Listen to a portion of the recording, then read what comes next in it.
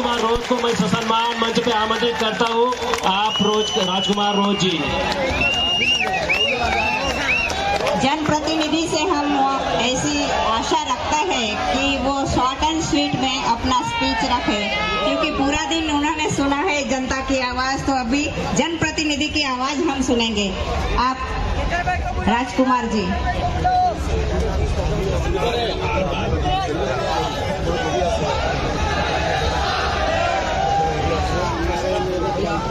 इसके बाद अगर मध्य प्रदेश से झूमा दीदी सोलंकी है जो विधायक है तो तैयार रहे जी। आप राजकुमार जी। सबको जय जोहार। थकान तो महसूस नहीं हो रही है? संचालक महोदय ने कहा है बहुत शॉर्ट एंड स्वीट में बोले। मैं कोशिश करूंगा कि मेरी भावना, मेरी बात बहुत कम शब्दों में, बहुत कम समय में रखूं। 31वां आदिवासी सांस्कृतिक एकता महासम्मेलन में विभिन्न राज्यों से और अन्य देशों से पधारे हुए हमारे अतिथि, हम सब यहाँ पर एकत्रित होके हमारे आदिवासी समाज को किस दिशा में ले जाना है, हमारे आदिवासी समाज के संवैधानिक हक अधिकार और हमारे आदिवासी समाज की संस्कृति का संरक्षण संवर्धन को लेके चर्चा कर रहे हैं।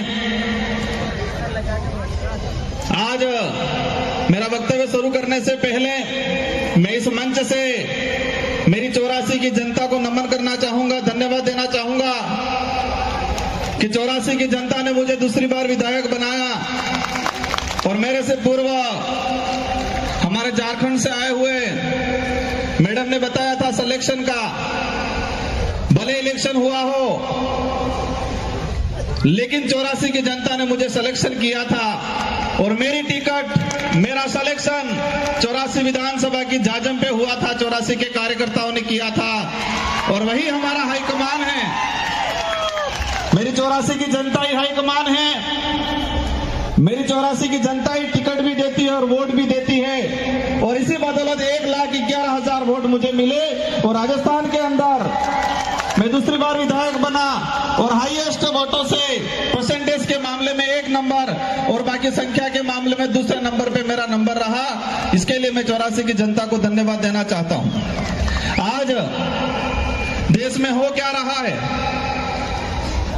आज देश की जो स्थिति है और देश में विशेषकर बात करें आदिवासी समुदाय की, हम एकत्रित होते हैं, हम बातें करते हैं बारी बारी से, लेकिन ये बातें धरातल पे इम्प्लीमेंट कैसे हो पाती है, हम कितना करते हैं वहां तक नहीं जाते हैं। लेकिन मैं मेरे विधानसभा और मेरी विचारधारा, जिस विचारधारा से आता हूं, जिस संगठन से आता हूं, उनको मैं धन्यवाद देना चाहता हूं कि देश के किसी भी कोने में आदिवासी समाज पे कभी भी आपत्ति आई तो डूंगरपुर जिले के अंदर पहली रैली, पहला ज्ञापन होता है। भले मणिपुर के अंदर मामला हुआ और हम दावे के साथ कहते हैं कि पूर्वी भारत में अगर कहीं रैली हुई होगी, लेकिन दक्षिणी राजस्थान के अंदर या इस वाले इलाके के अंदर डूंगरपुर में पहली रैली और पहली ज्ञापन मणिपुर के मामले को लेके हुआ। हसदेव वाला मामला हुआ, हसदेव का जो प्रकरण हुआ पिछली बार हुआ तो डूंगरपुर के अंदर सबसे पहले ज्ञापन और रैलियां हुई। किसी भी प्रकार के कोई भी केवड़िया का मामला हुआ, केवड़िया का जैसा मामला हुआ, हमारे संगठन के लोगों ने डूंगरपुर जिले, उदयपुर संभाग के अंदर और विशेषकर हम हर बार पूरे बिल प्रदेश के एरिया के अंदर सभी जो उपखंड कार्यालय हैं वहां पर ज्ञापन देने का काम करते हैं। वो इसलिए होता है हर बार क्योंकि आदिवासी समाज की, हमारे आदिवासी परिवार की एक विजन बुक है और इस विजन बुक के तहत आदिवासी परिवार की सिलेक्शन प्रणाली और सिलेक्शन प्रणाली से हमारा विधायक और हमारा प्रधान चुना जाता है। तो वो विधायक मैं खुद मान लो हम जनता के प्रति जवाबदेही है, न कि हाईकमान के प्रति, क्योंकि जनता ही, हमारे क्षेत्र की जनता हमारा सिलेक्शन करती है तो हम जनता के प्रति जवाबदेही हैं। तो ये व्यवस्था पूरे देश के अंदर आदिवासी जहाँ है वहां पर ये होना चाहिए। आज हम बातें कर रहे हैं कि हमारे पूर्वज ने इतना बलिदान दिया।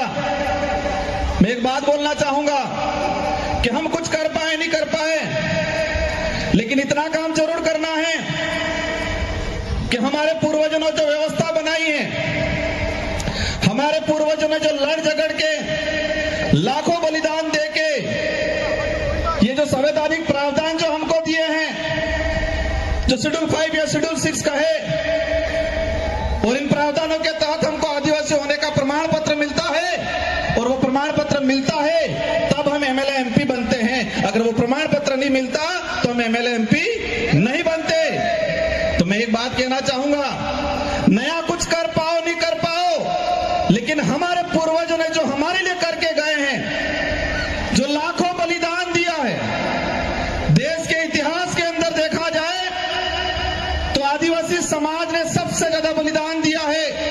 भले उस समय राजा रजवाड़ा हो, मुगल हो, अंग्रेज हो, लाखों बलिदान देने के बाद इस संविधान के अंदर हमारे संवैधानिक प्रावधान मिले हैं। जो कल्चर बचा हुआ है, जो हमारी पहचान बची हुई है, वो भी हमारे पुरखों की बदौलत बची हुई है। तो हम नया कुछ नहीं कर पाएंगे ऐसा लगता है, लेकिन जो हमारे पुरखों जो हमको विरासत में दे के गए हैं, कम से कम उसका संरक्षण करने का काम जरूर करना।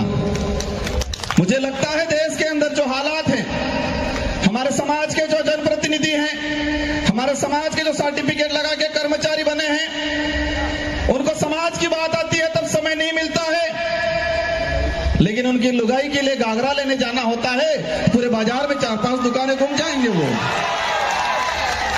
लेकिन उस कर्मचारी, उस नेता को समझना पड़ेगा कि जिस सर्टिफिकेट लगा के मैं विधायक बना हूं, प्रधान बना हूं, सरपंच बना हूं, जिस सर्टिफिकेट को लगा के मैं अधिकारी कर्मचारी बना हूं, वो सर्टिफिकेट लाखों आदिवासियों के बलिदान के बावजूद हमको वो सर्टिफिकेट मिला है, ये बात समझनी पड़ेगी। आज आंदोलन हो रहे देश के अंदर, जहां पर जो आपत्ति आई, आज हसदेव को लेके हो रहा है। हम हसदेव के आसपास से लोग आके मंच पे हम समाज की बात कर लेते हैं, लेकिन उसके लिए लड़ कितना रहा है पूरे देश के अंदर। जो आने वाली पीढ़ी है, वर्तमान जो युवा है, हमारे जो बुजुर्ग हैं, उनके अंदर भावना डालनी पड़ेगी कि देश के किसी भी कोने में कहीं पर भी आदिवासियों पे आपत्ति आई तो हम सबको पूरे देश में एक साथ, एक ही दिन, एक ही समय हमें ज्ञापन देना पड़ेगा, रैलियां निकालनी पड़ेगी। तब लगेगा कि देश के अंदर आदिवासी समाज एकजुटता हुआ है, एकता के सूत्र में बांधा गया है, ये तब लगेगा। आज देखता हूं मैं आंदोलन की बात, आज यूसीसी समान नागरिक संहिता, मैं इसकी बात इसलिए कह रहा हूं कि मेरे पूर्व पैसा एक्ट की बात हुई, मेरे पूर्व 13 तिनका की बात हुई, लेकिन समान नागरिक संहिता अगर देश में लागू होती है तो क्या पैसा एक्ट पे असर नहीं पड़ेगा? मैं सवाल करना चाहूंगा कि यूसीसी लागू होती है तो क्या हमारे संवैधानिक प्रावधान शेड्यूल 5, शेड्यूल 6, एट्रोसिटी एक्ट, पैसा एक्ट, इस पे क्या हमारा असर नहीं पड़ेगा? लेकिन इसके लिए हम नहीं बोल रहे हैं। हमें समय नहीं गुजारना है, हमें टाइम पास नहीं करना है, हमें आने वाली पीढ़ी के लिए लड़ झगड़ के, हमारे पूर्वजों ने जो बलिदान दे के जो प्रावधान किए हैं, उनका संरक्षण करने का काम करना है। आज आंदोलन की बातें होती है, आंदोलन धीरे धीरे सड़कों से, धीरे धीरे कलेक्ट्रियों से खत्म होने लग गया, सोशल मीडिया पे आ गया है आंदोलन। और जो हमारे समाज की जो स्थिति बन रही है, जो लग रहा है जिस तरह से आंदोलन, कहीं पर भी कोई भी मामला हुआ, एक दिन व्हाट्सएप पे डाल देंगे, एक दिन इंस्टाग्राम पे डाल देंगे, एक दिन ट्विटर ट्रेड कर लेंगे, 4-5 दिन भूल जाएंगे। और ये मानसिकता है, समझना पड़ेगा, एक साइकोलॉजी गेम है। देश के अंदर जो लोग जिस तरह से आदिवासी समाज के खिलाफ कानून बना रहे हैं, उन लोगों ने पहले से हमारी मानसिकता को पढ़ लिया है कि ये लोग कुछ समय कुछ होगा, विरोध होगा, विरोध होने के बाद कुछ आवश्यकता वाली बात, सुविधा फेंक देंगे और ये लोग आवश्यकता के लिए भागेंगे। आज देख रहे हैं हम, एक दिन होता है, 2 दिन होता है, लेकिन सड़कों से आंदोलन, कलेक्ट्रेट से आंदोलन, विधानसभा से आंदोलन खत्म हो रहा है। और यही स्थिति रही 10 साल बाद। किसी भी मामलों को लेके किसी सड़क पे 5 लोग आंदोलन नहीं करेंगे, सोशल मीडिया पे लाखों आंदोलन कर लेंगे। और बड़े बड़े लीडर भी ये देखते हैं सुबह शाम कि मेरे कितने फैन फॉलोवर हैं, 2-4 लाख हो गए, 5 लाख हो गए, तो अपने आप बड़ा लीडर मान लेता है वो। किसमें मानते, समाज सेवी किसमें मानने लग गए हम कि फेसबुक, इंस्टाग्राम, ट्विटर पे हमारे फॉलोवर बढ़ गए तो हम बड़े समाज सेवी हो गए, यही मान रहे हैं आज। और इसी पे आंदोलन हो रहा है। और यही स्थिति रही तो आने वाले 10 साल बाद किसी भी कितना भी अत्याचार हो जाएगा, लेकिन सड़कों पे 100 लोग इकट्ठे नहीं होंगे। ये आदत में परिवर्तन करना पड़ेगा हम लोगों को। और आज देश के अंदर जो स्थिति बनी हुई है, हमें सबसे पहले यह तय करना है कि हमको सुविधा के लिए लड़ना है या स्वाभिमान या अधिकार के लिए लड़ना है। देश के अंदर हम सुविधा के लिए लड़ रहे हैं, आवश्यकता के लिए लड़ रहे हैं, लेकिन अधिकार और स्वाभिमान की लड़ाई नहीं लड़ रहे हैं। और हर मंच पे एक ही बात होती है, अगर स्वाभिमान या अधिकार की बात करेंगे तो आवश्यकता और सुविधा नहीं मिलेगी। और यही हो रहा है। ये माइंड गेम है कि देश के आदिवासियों को आवश्यकता की लड़ाई लड़वाओ, देश के आदिवासियों को उनको जो उपयोग में दैनिक दिनचर्या में आने वाली चीजें या शौचालय बाथरूम की आवश्यकता की लड़ाई लड़ रहे हैं हम लोग। अधिकार की लड़ाई, स्वाभिमान की लड़ाई नहीं लड़ते। और कई मंचों पे देखा है मैंने, आवश्यकता की बात करो सब स्वीकार करेंगे, लेकिन अधिकार और स्वाभिमान की बात करते हैं तो वहां पर लगता है ये बात नहीं करनी चाहिए। भाइयों, अगर स्वाभिमान और अधिकार की लड़ाई नहीं लड़े तो आने वाले समय में जानवर और हमारे में कोई अंतर नहीं रहेगा।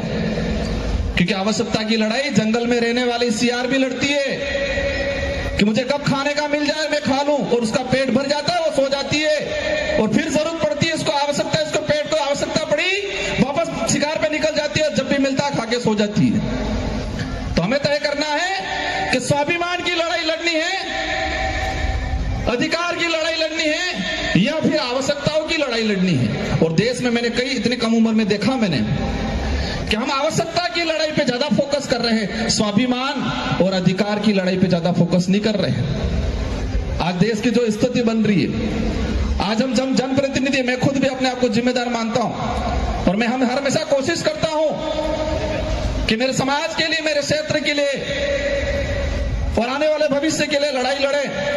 वक्त ज्यादा हो गया है, लेकिन इस पांडाल में विराजमान अन्य सभी राज्यों से आए हैं, मैं सभी से अनुरोध करना चाहूंगा कि जब तक हक और स्वाभिमान की लड़ाई लड़ने वाला आपका लीडर नहीं जाएगा, तब तक इस क्षेत्र का, इस समाज का, आने वाले भविष्य का कुछ नहीं होगा। जब तक अब आवश्यकता की लड़ाई लड़ने वाला लीडर विधानसभा, लोकसभा में भेजोगे, तब तक आने वाला भविष्य गर्त में जाता दिखेगा आप सबको। और इसके जिम्मेदार हम सब होंगे। हम दूसरे समाज को, दूसरे नेताओं को जिम्मेदार ठहराते हैं, लेकिन इसके जिम्मेदार हम सब होंगे। क्योंकि वो तो दूसरा लीडर तो किसकी बजाएगा? हाईकमान की, क्योंकि टिकट हाईकमान से मिलती है। और ये ताकत रखो, और हमारे डूंगरपुर 84 वालों से सीखना पड़ेगा। मैं बड़ी बात नहीं कर रहा हूं, लेकिन पूरे राजस्थान के अंदर एक शानदार परिणाम दिया है, बहुत कम समय में, बहुत कम खर्चे में। और ये शिक्षा है कि वहां पर कुछ भी हो जाए, उस क्षेत्र की जनता जो चाहेगी वही होगा।